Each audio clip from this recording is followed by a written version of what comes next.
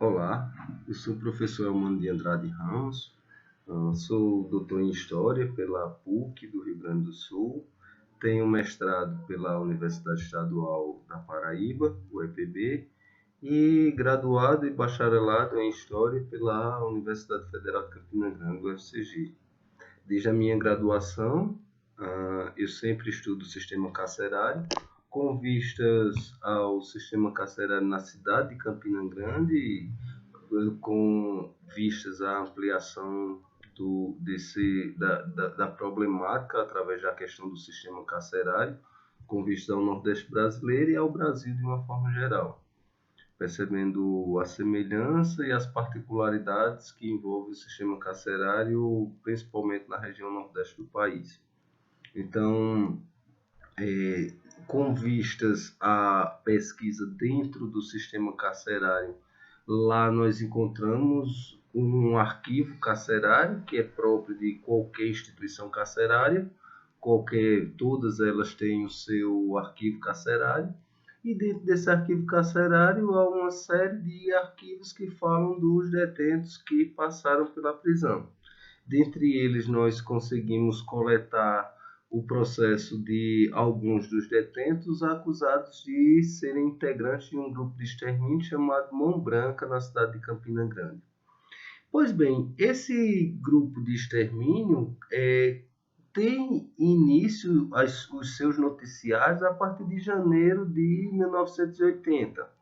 Os crimes ocorrem em séries entre janeiro e julho de 1980, e essas mortes, têm como vítimas pessoas que são pobres, que são marginalizadas, como aparece no jornal e na própria historiografia campinense, mas uma coisa que não se relata é que a maioria dessas pessoas não são apenas pobres ou marginalizados, delinquentes, são detentos da Casa de Detenção de Campina Grande. São pessoas que estavam custodiadas e foram sequestradas, torturadas e mortas, seus corpos desovados em áreas periféricas da cidade, e a indicação desses corpos sendo dada por meio de telefonemas feitos à central de polícia e ao jornal Diário da Borborema, que era o principal veículo de comunicação desse tipo de noticiário policial. Então, essas mortes apareciam no jornal Diário da Borborema com a imagem do detento assassinado, da vítima assassinada, e uma reportagem produzida indicando que era pessoa perigosa, que era um bandido perigoso e que a cidade estaria sendo limpa desse tipo de pessoa, desse tipo de criminoso. Então, o jornal divulgava a sensação de paz da cidade, o terror dos delinquentes em relação à existência desse que o jornal descreve como o justiceiro. Em nenhum momento o jornal cita ou levanta a possibilidade da existência de um grupo de extermínio. Sempre fala da questão do justiceiro no singular, para se referir a uma pessoa que está se vingando contra a ação dos criminosos que agem contra as pessoas de bem na cidade.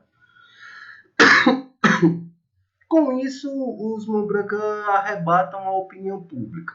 Então, de fato, a gente vê a proximidade que existe, se não uma proximidade escancarada, uma proximidade velada que existe entre o Mão Branca, ou pelo menos a relação pública dos Mão Branca, que é quem liga para os jornais, liga para a central de polícia indicando os corpos, uma desenvoltura toda própria com o veículo de comunicação Diário da Borborema, na pessoa dos repórteres Assis Costa e Hugo Ramos. Então, esse grupo de extermínio, eles começam a aparecer na mídia, e essas matérias jornalísticas, o conteúdo delas, a gente comparou com o processo crime de um desses acusados, o considerado líder do grupo de extermínio, o José Ferreira Basílio, chamado de Zezé Basílio. Então, no processo de Zezé Basílio, fala das mortes das pessoas que até então apareciam nos jornais como bandidos perigosos. em que na primeira delas fala de um detento da casa de detenção chamado Carrinho Mãozinha, em que Zezé Basílio e Cis Tomé, que é o delegado na então central de polícia, para onde o Relação Pública Mão Branca ligava, então ele ligava para o chefe da central de polícia. Nessa central de polícia,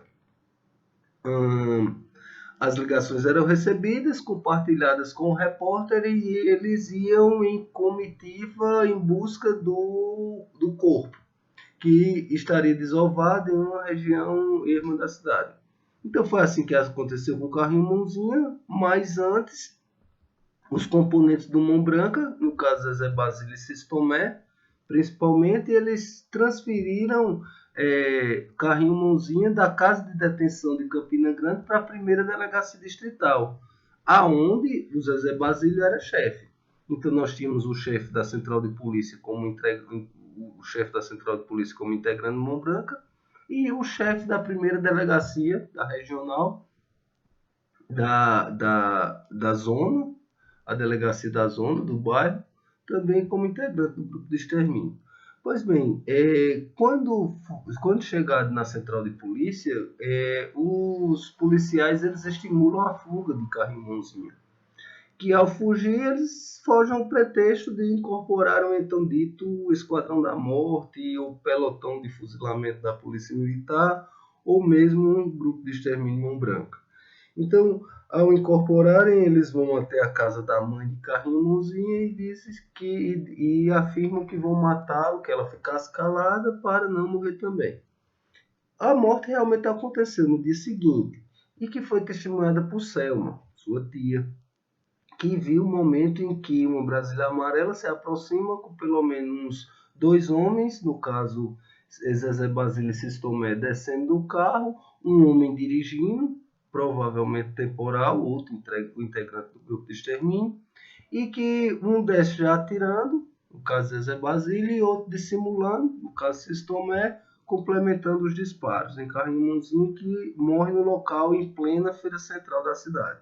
Ou seja, eram personagens que queriam se fazer reconhecido como tal, por mais que negasse sua identidade, mas a sua identidade já era revelada em toda a cidade de Campina Grande, quem eram os componentes do grupo de extermínio Mão Branca.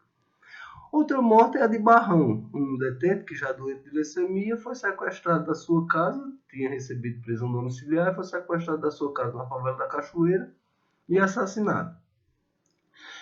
Para despistar essas mortes,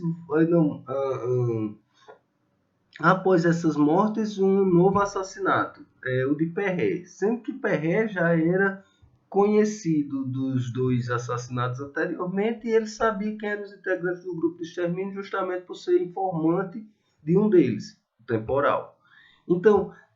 do tempo que Temporal era policial militar e recebia informações de Perré e extorquia, torturava e assassinava por meio de pistolagem pessoas na cidade de Campina Grande, por esse motivo ele foi expulso da polícia. Ao ser expulso da polícia, ele também se divorciou da sua esposa, que afirma ter recebido uma carta em que ele diz as coisas que praticava, de tortura, de pistolagem, de extorsão. Então esse foi o motivo que fez com que, assim que chegou em Campina Grande, reintegrado à polícia, Temporal e Antônio Vieira, um estabelecido comerciante do bairro de José Pinheiro, que era onde se localizava a delegacia distrital, mantivessem uma inimizade velada entre eles. Perré era funcionário de Antônio Vieira e antigo informante de Temporal. E esse foi o motivo que fez com que o então comerciante Antônio Vieira estimulasse Perré a, sempre que beber, denunciar quem eram os integrantes do grupo de extermínio. Em uma dessas, Perré foi sequestrado, torturado, espancado violentamente. No hospital, ele deu entrevista ao próprio Jornal da Borborema, e que na entrevista onde ele tentava fazer uma espécie de relação entre os advogados de acusação do grupo de extermínio e um então vínculo com o Partido Comunista, ele acaba denunciando no pé da letra quem seriam os integrantes do grupo de extermínio. Então ele chega a dizer que José Ferreira Basílio, tenente da PM, Cícero Tomé, delegado da Central de Polícia, Jorge Souza da Costa, temporal, cabo da Polícia Militar, é,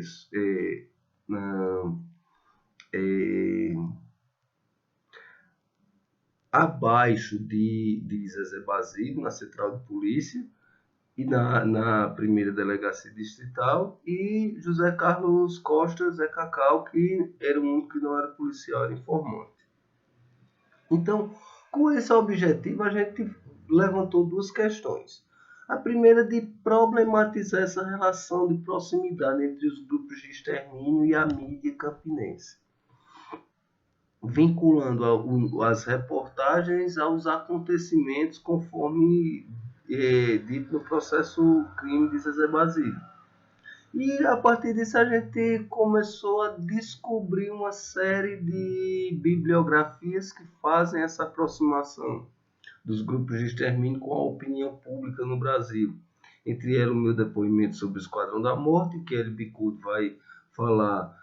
da luta dele contra o Esquadrão da Morte em São Paulo e de como o Estadão ele mudou a sua opinião em relação ao grupo de extermínio para poder começar a ter um serviço investigativo sobre esse tipo de acontecimento, e foi isso que gerou o que hoje a gente chama de reportagens investigativas, que tem sua origem com a descoberta dos integrantes do grupo de extermínio em São Paulo. No Rio de Janeiro, a fabricação do Justiceiro Mão Branca, no jornal Última Hora. Então, esse Justiceiro Mão Branca ele já surge como uma explicação para diversos crimes que não tinham autores aparentes,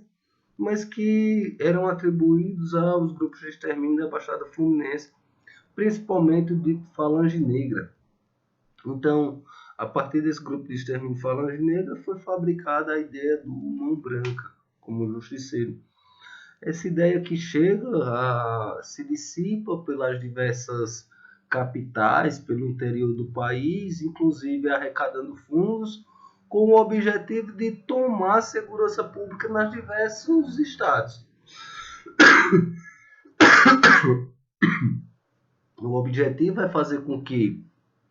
os colecionadores de armas, os donos, proprietários de empresas de segurança, pessoas do exército, pessoas da polícia, grandes coronéis, capitães, esse pessoal todo, eles unidos, eles conseguiram blindar o grupo de extermínio do Esquadrão da Morte, mas que deixou claro quem seriam os apoiadores desse tipo de prática no Brasil. Então, quem são? Polícia, Exército, CACs, o Comitê Brasileiro de Atletismo, a imprensa, em grande medida, no caso do Estadão, da Última Hora, do Diário da Borborema, aqui em Campina Grande. Então, é todo um setor social envolvido de apoio aos grupos de extermínio. No caso do Esquadrão da Morte, do Falange Negra e dos Mão Branca no Rio de Janeiro e em São Paulo e em Campina Grande. O que pouco se diz é que os grupos de extermínio ele não agem apenas com pessoas consideradas criminosas, mas também com pessoas custodiadas do Estado, e que para isso utilizam o aparato do Estado, inclusive utilizando da mídia para se vangloriar desses acontecimentos e dar uma sensação de falsa tranquilidade à sociedade. Então, esse trabalho foi desenvolvido com a ajuda do professor Vanderlan, da Universidade Federal de Campina Grande, e pretendeu falar dos grupos de extermínio na cidade de Campina Grande e no Brasil de uma forma geral. Muito obrigado.